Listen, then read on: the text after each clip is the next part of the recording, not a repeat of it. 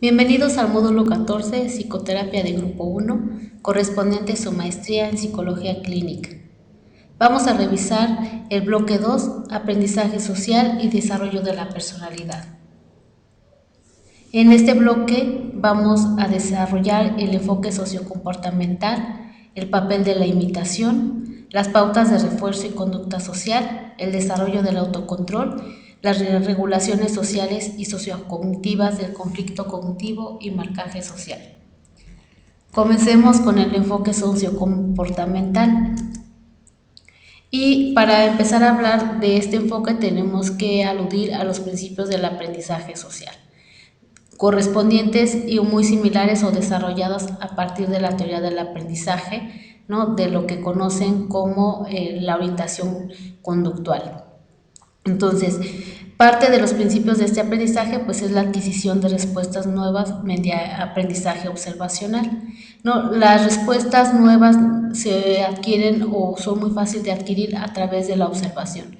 Si yo observo que alguien realiza una tarea, pues es muy probable que la siguiente vez que yo realice una tarea similar lo haga como el modelo que observe, ¿no? Entonces también está involucrado pues las pautas de reforzamiento. Si yo realizo esa tarea y esa tarea tiene una gratificación, o sea, ya sea que se resuelva más rápido o una gratificación social como un reconocimiento, una felicitación, pues es muy probable que vuelva a realizar esa tarea. Si yo tengo un modelo, observo un modelo y emito una conducta que los demás desaprueban o rechazan, pues es más probable que no repita ese aprendizaje que adquirí a través de la observación, ¿no? Entonces sí es importante pues considerar estos programas de reforzamiento, ya sea intermitente, que a veces demos el reforzamiento, a veces no, o continuo, ¿no? Que todas las veces que se presenta la conducta la reforcemos. También es importante generalizar y aludir a la generalización y la discriminación. Generalmente cuando aprendemos algo a través de la observación, pues podemos aprenderlo en la casa y muchas veces generalizarlo en la escuela, como la agresión, ¿no? A lo mejor en casa aprendemos ciertas formas agresivas para contestar o para relacionarnos, o la agresión física, y se puede aludir a la generalización, o sea, ser agresivo en la escuela, ser agresivo en el trabajo, ser agresivo en la pareja. O también se puede dar como estos casos de discriminación, ¿no? Donde solo los estímulos, por ejemplo, en casa propician que se dé la agresión, pero no se da en la escuela, ¿no? Incluso en la escuela, pues el comportamiento puede ser normal o muy similar a los niños de la edad o a las personas de la edad, ¿no? Y entonces ahí estamos aludiendo a la discriminación, que solamente los estímulos que están en casa de lo que se ha aprendido a través de la observación se permanecen solo en ese escenario, ¿no? Entonces, por eso es importante pues estos efectos del aprendizaje previo y los factores de la situación sobre los procedimientos de la influencia social.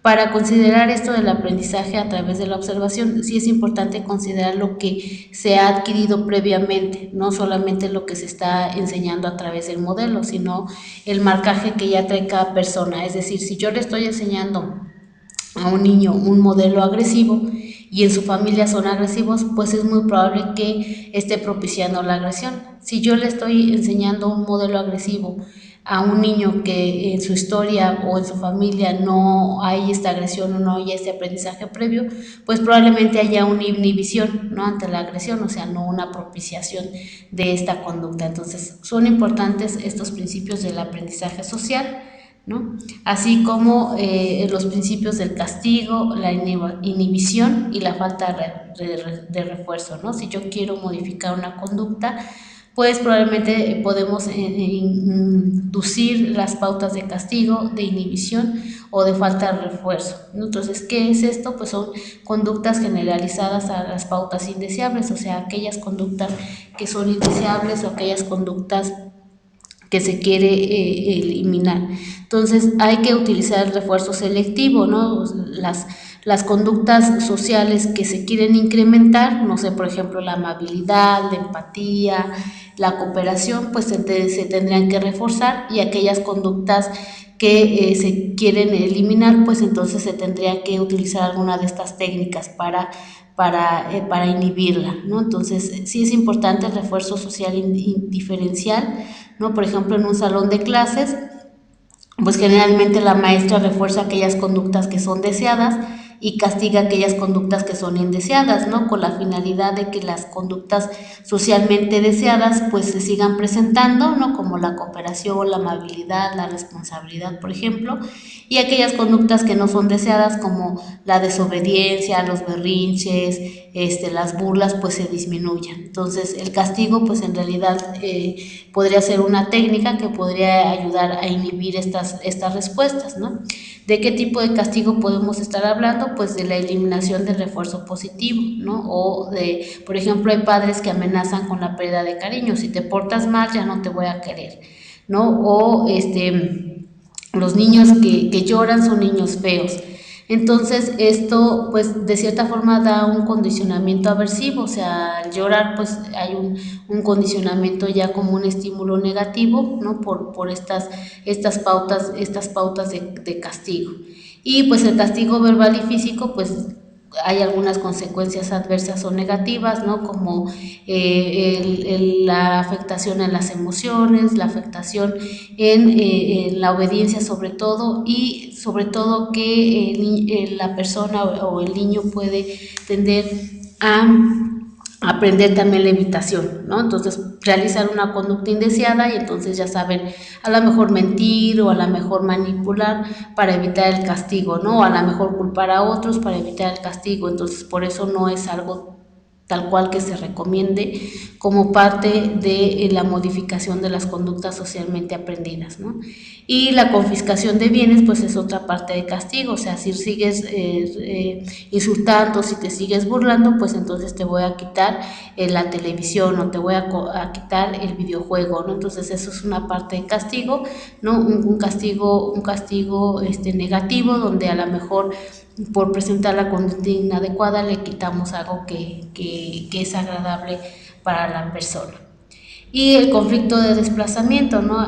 Esto es, alude a la paradigma del conflicto de Miller, ¿no? Donde dice que la respuesta agresiva pues es desplazada. A lo mejor en este caso pues mi agresor puede ser mi papá, ¿no? Entonces, ¿qué es lo que pasa o lo que generalmente pasa? Pues no vas a agredir a tu papá, ¿no? Pero sí se vuelve, el papá es una fuente de agresión, una fuente de frustración, porque no le puedes regresar la frustración, y entonces se tiende a desplazar esta frustración hacia grupos vulnerables, ¿no? Entonces puedes, en lugar de agredir al papá, agredir a tu hermano menor, a los niños menores en tu escuela o a grupos que son vulnerables, minorías, etnias, etcétera. Entonces como que está considerada la agresión hacia el desplazamiento, ¿no? ¿A través de qué? Pues de la observación, porque finalmente el modelo agresivo, en este caso o en este ejemplo el papá, pues es el modelo de la agresión.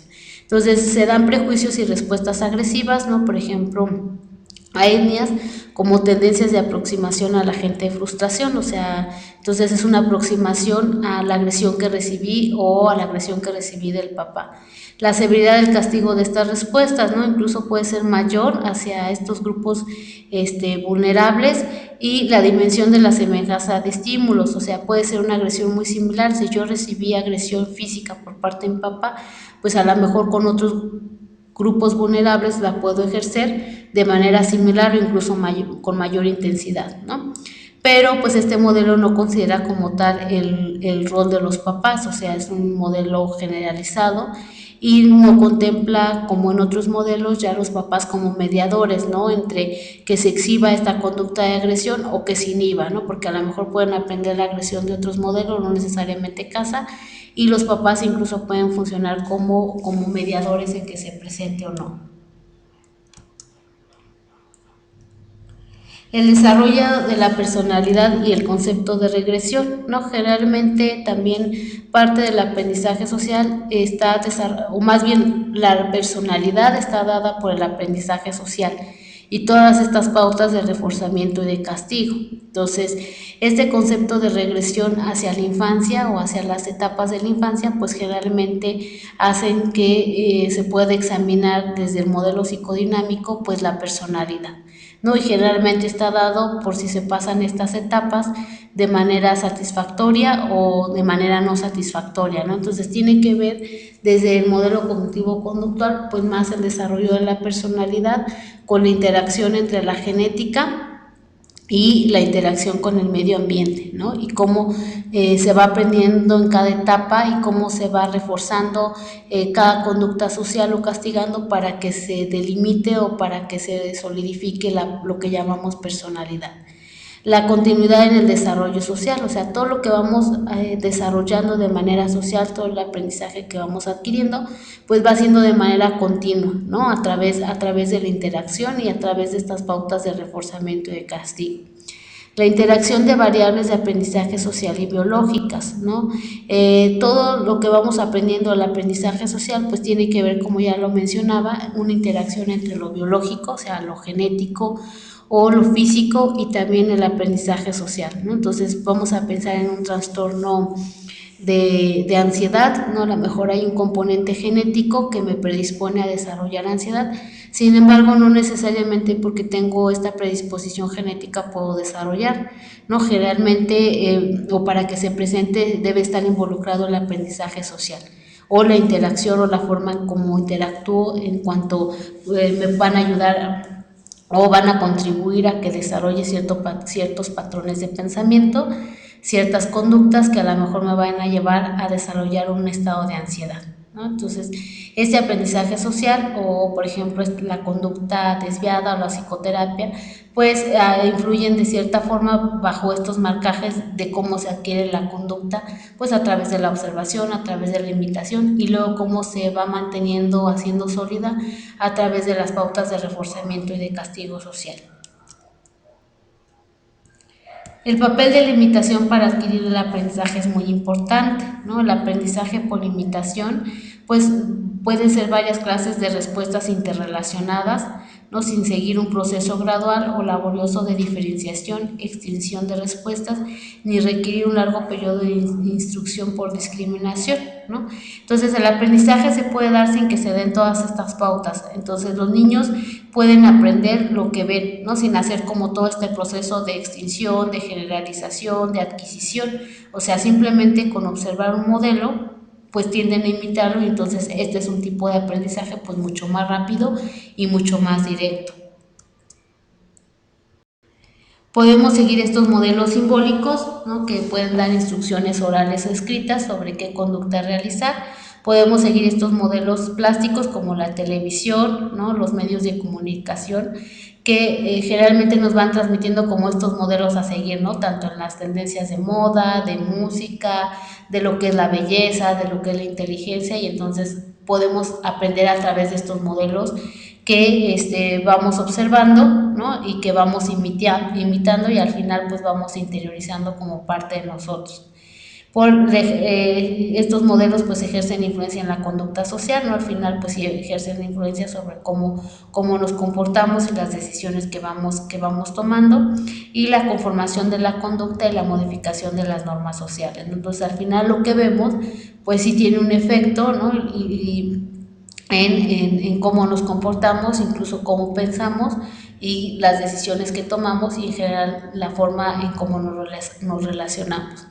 Entonces, la presentación del modelo, la instrucción menos efecto que el modelar, ¿no? Entonces, una es, pueden presentarnos el modelo, por ejemplo, la televisión, un modelo de belleza, y entonces, pues esto influye en lo que pensamos acerca de la belleza y entonces tendemos a seguir ese prototipo de belleza, ¿no? Incluso puede surgir la psicopatología, ¿no? La insatisfacción con mi cuerpo, la insatisfacción con lo que soy por seguir ese modelo de belleza. Y también tenemos por otra parte los modelos ejemplares, ¿no? Modelos también que podemos ver incluso en televisión, en casa, en la sociedad, que reflejan las normas sociales, ¿no? Y que pues se va dando también la invitación, ¿no? A seguir esos modelos. Entonces aquí podemos ver en la imagen, ¿no? Un modelo que puede ser la madre, ¿no? O sea, lo que realiza al final, como nos observan nuestros hijos, pues muchas veces es lo que hacen, ¿no? Si ven que estamos en la computadora, pues ellos también tienden a estar en la computadora. Si ven que tenemos un hábito como fumar, pues en algún momento tienden a imitar ese hábito. o ver televisión o algún otro hábito que tengamos, ¿no? Entonces los niños pues tienden a imitarlos. Entonces, ¿cuáles podrían ser los efectos de esta imitación? Pues uno es modelado, ¿no? Observar el modelo y entonces adquirir lo que observan. Entonces, si me ven leyendo, pues están observando, es una forma de modelar la conducta. Mira, esto es lo que tienes que hacer. O alguna otra conducta, ¿no? Muchas veces les damos instrucciones y a la par de darles instrucciones les vamos diciendo, mira, lava tus dientes, toma el cepillo, mira cómo lo hago de arriba hacia abajo, de manera circular, escupe, etcétera, ¿no? Entonces eso es una forma de modelar el comportamiento a través de la observación. También puede surgir este efecto inhibitorio-desinhibitorio, ¿no? Generalmente, por ejemplo, si observan un modelo, pues puede debilitar o inhibir las respuestas, ¿no? Si yo veo que una persona que roba la meten a la cárcel, pues seguramente la observación de ese modelo va a ser inhibitorio, ¿no? Pues lo pensaré para robar porque ya sé que la consecuencia es que lo metan a la cárcel, ¿no? O alguien que usa drogas, pues a lo mejor pierde su familia, pierde su trabajo, etcétera. Entonces es un modelo, digamos, no a seguir, entonces se convierte en un modelo inhibitorio de la conducta. O también puede ser un modelo que provoca la conducta, ¿no? Entonces puede ser la observación de un modelo que provoque a veces que el observador dé respuestas de imitación aprendidas previamente. Entonces a lo mejor si yo en casa aprendí la agresión y luego veo que un amigo se está peleando con otro, pues a lo mejor eso puede incitar la provocación a lo que ya aprendí, a los modelos previos, ¿no? Entonces, igual si ya aprendí a robar, a lo mejor no robo en la escuela, pero con los amigos de la esquina que se juntan para ir a robar, pues a lo mejor lo voy a hacer, ¿no? Porque hay esta provocación del modelo con el que estoy actualmente. Entonces aquí están algunas imágenes, ¿no? Seguramente ustedes ya conocen los experimentos de Bandura, ¿no? Donde se le pedía a los niños principales, se le ponían dos situaciones, ¿no? Una situación donde el modelo, que generalmente era un investigador, hombre o mujer, no se comportaba de diferentes maneras con este objeto, ¿no? Que era un muñeco como animado en tercera dimensión, ¿no? Entonces, en una situación, el investigador o el modelo pues se comportaba de manera agresiva, o sea, los agarraba, los pegaba, los golpeaba, los aventaba, ¿no? Y en otra situación el modelo pues los acariciaba, los trataba de manera compasiva o hacia alguna otra situación que no generara agresión, ¿no? Y lo que se empezó a ver como parte en los niños pues es que los niños imitaban la conducta del modelo, sobre todo si el modelo era un adulto, ¿no? Entonces los niños también, quienes observaban que se golpeaba al objeto, pues lo golpeaban. Incluso había quienes sobrepasaban lo que habían observado, ¿no? Como que eran creativos con la forma de agredir. Y esto, no había diferencias entre niños y niñas, ¿no? O sea, tanto niños y niñas se comportaban de manera similar dependiendo del modelo que veían, ¿no? Había algunas diferencias, por ejemplo, con la historia, o sea, quien ya había aprendido agresión en casa, pues generalmente era quien incluso tendía a otras formas o ser creativo con la forma de agredir, y quienes no habían tenido este aprendizaje de agresión, pues a lo mejor la agresión era menor, pero aún así se seguía presentando la conducta de agresión cuando el modelo era agresivo. Entonces esto parte mucho pues de lo que es la teoría del aprendizaje social, ¿no? O del aprendizaje por imitación. Mucho de lo que nos comportamos pues tiende a ser por lo que observamos, ¿no? Que al final lo observamos, lo aprendemos y después simplemente lo repetimos. Entonces, ¿cuáles son las pautas de refuerzo y de conducta social? ¿No? Podemos tener un refuerzo, por ejemplo, en la conducta agresivo, ¿no? Puede haber un refuerzo positivo, como una aprobación verbal, ¿no? De que está muy bien que le pegues, ¿no? Sobre todo los papás, de defiéndete, está bien, tú pégale, no te dejes, ¿no? O incluso recompensas materiales, ¿no? Si le pegas, pues te voy a dar dinero; si lo matas, vas a tener una gratificación de 15,000 pesos. Entonces, esto al final pues sigue siendo una gratificación, ¿no? Y esto va a aumentar la probabilidad de que se presente la conducta agresiva. Entonces, el refuerzo de un tipo de respuestas agresivas puede dar como resultado el incremento de otras de ellas. ¿no? Entonces a lo mejor yo te estoy pagando para que vayas a robar, pero ya cuando estás en la situación a lo mejor terminas disparando, terminas matando o terminas presentando algunas otras conductas agresivas, ¿no? Entonces sí puede incluso, si yo refuerzo una conducta agresiva, puede presentarse otro tipo de conductas agresivas, ¿no? Como dile algo, defiéndete, ¿no? Insúltalo, dile que él es un niño chaparro. A lo mejor puede reforzamiento estas conductas o hasta muy bien que te defendiste, puede inducir otro tipo de agresiones, ¿no? Como físicas o como extorsiones o como de otra índole. Entonces, esta recompensa de la agresión en el juego da como resultado incluso agresión en las relaciones interpersonales, ¿no? Entonces, sí se ha observado, hay estudios donde a los niños que se presentan de manera agresiva durante el juego se les refuerza, ¿no? Con estas incluso juegos como pistolas o juegos que generan agresión, pues después se observa esta agresión ya en las relaciones con los pares o en las relaciones con los hermanos, con los amigos, etcétera. Entonces, la agresión pues puede ser castigado, ¿no? El castigo como una figura de autoridad que inhibe la agresión, ¿no? Puede darse solo si está presente el castigado. Entonces, si el niño o la persona presenta una conducta de agresión y está el papá que lo castiga por haber agredido, pues a lo mejor hay una inhibición de esa conducta de agresión, pero solo cuando está el papá, ¿no? Cuando no está el papá, a lo mejor en la escuela o en otros contextos, se da la agresión. Y quienes están en espacios aversivos suelen ser agresivos contra objetos que no son el castigador, ¿no? Como lo que les mencionaba del papá, o sea, al final quien está en un espacio aversivo, como que el papá ejerce algún tipo de agresión, puede ser física, verbal, sexual, de abandono, etcétera, pues generalmente muestran también agresión ante otros objetos, ¿no? Que no son el castigador, puede ser agresión ante la mamá, ante los hermanos, los compañeros u otro medio, ¿no? Entonces, también se ha hablado de esta tolerancia de los padres, ¿no? Que puede generar una desinhibición generalizada, o sea, si los papás no actúan ante la agresión, si los papás pues no corrigen la agresión, pues se hace una desinhibición, ¿no? O sea, generalmente se tiende a seguir modelos agresivos en diferentes contextos, en la escuela, en los centros de juego, etcétera. Y pues la frustración, agresión, ¿no? Generalmente cuando hay una agresión, pues a nadie nos gusta sentirnos agredidos, entonces se tiende a dar esto de la frustración, o sea, me enojo, ¿no?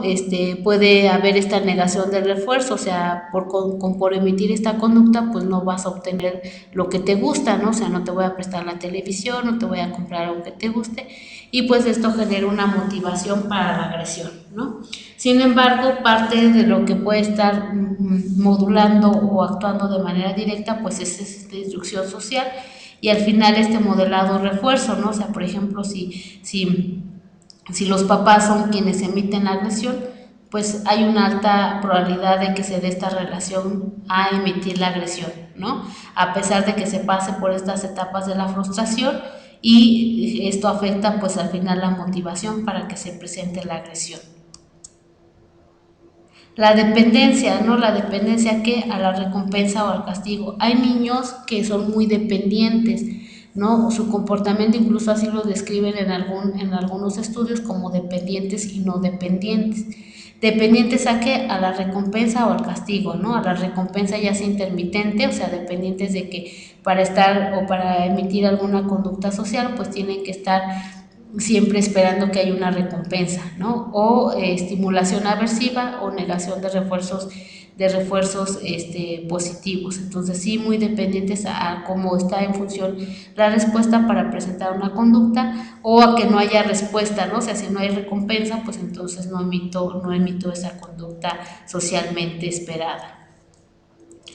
El desarrollo del autocontrol ante la agresión, ¿no? Pues parte a lo mejor del aprendizaje social de las respuestas de autocontrol y de transgresión, ¿no? Podemos ver diferentes antecedentes. Una puede ser la resistencia a la transgresión, o sea, el aprendizaje social de estas respuestas pues es una forma de resistir la agresión, ¿no? La agresión que hemos tenido previa. Entonces, como tuve una situación o luego esta transgresión, pues entonces desarrollo autocontrol y dejo de emitir la agresión.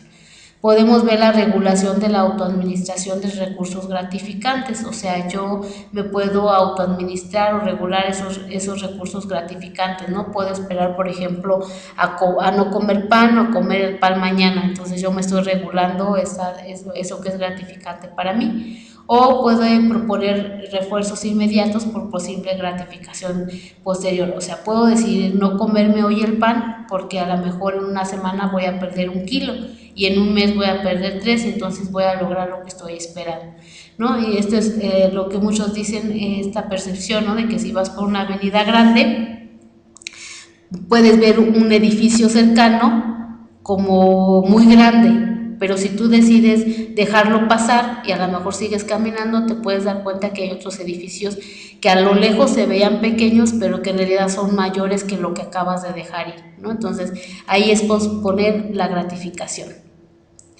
Y los modelos en el desarrollo del autocontrol, pues son modelos que violan las prohibiciones, ¿no? Entonces se efectúan estos actos prohibidos y hay consecuencias inmediatas, ¿no? Generalmente de inhibición y de desinhibición. Entonces, ¿qué va a llevar a desarrollar el autocontrol? Pues generalmente seguir estos modelos que siguen las reglas, ¿no? Entonces, si siguen las reglas, pues es muy probable que si yo observo estos modelos que siguen las reglas, pues yo también voy a llevar a seguirlas y entonces pues el modelado de estas situaciones de autocontrol pues se pueden llegar a generalizar.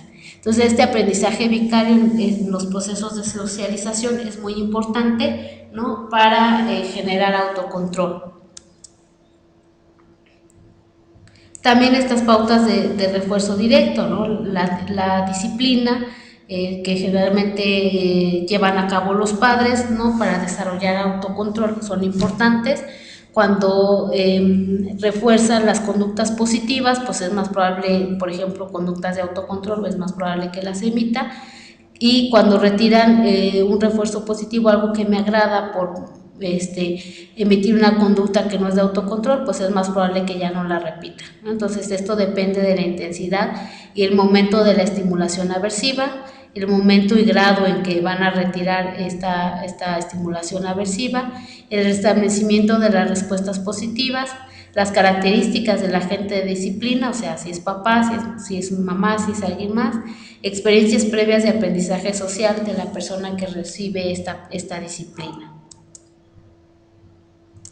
Y entonces las regulaciones relacionales y sociocognitivas del conflicto cognitivo y marcaje social, ¿no?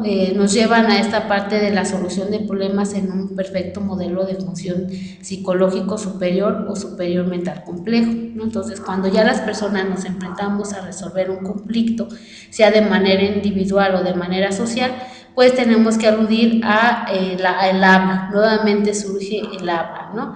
Que nos lleva sobre todo a la acción práctica y a la solución del problema.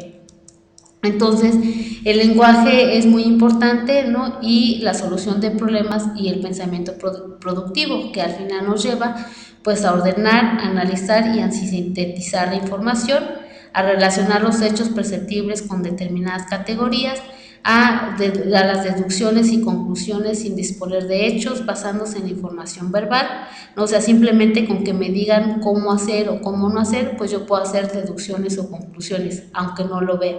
A razonar y a resolver problemas lógicos sin incluir el proceso de resolución en la práctica, o sea, sin que yo resuelva la situación, el conflicto, simplemente el pensamiento me ayuda a ordenar, a categorizar, a comparar, a deducir y a resolver el problema sin que lo lleve a la práctica. Entonces, para solucionar un problema, pues se necesita pues un conocimiento lingüístico, es muy necesario el lenguaje, un conocimiento semántico, ¿no? Sobre a qué es lo que me estoy enfrentando, esquemático, o sea, cuál es el mayor problema y el menor, un conocimiento operativo, o sea, cómo lo voy a hacer, cuál es el paso número 1, 2, 3, y un conocimiento estratégico, ¿no? O sea, cómo puedo llegar más fácil a la solución sin que tenga que pasar por todos estos pasos. ¿Y cuál es el proceso? ¿No? Generalmente tenemos una situación que es problemática y entonces pues creamos una estrategia de solución, vemos los resultados y los comparamos. Si los resultados no son favorables, pues tendemos a desechar estos pasos incorrectos, pero pues también necesitamos para esto un pensamiento creativo, las operaciones parciales, o sea, es decir, por pasos, 1, 2, 3, todas las operaciones podemos llegar por separando las operaciones o haciéndola de manera general, y pues una vez terminada la operación pues tenemos que comparar los resultados y en caso de no haber encontrado la solución al problema o al conflicto pues tenemos que reanudar el proceso.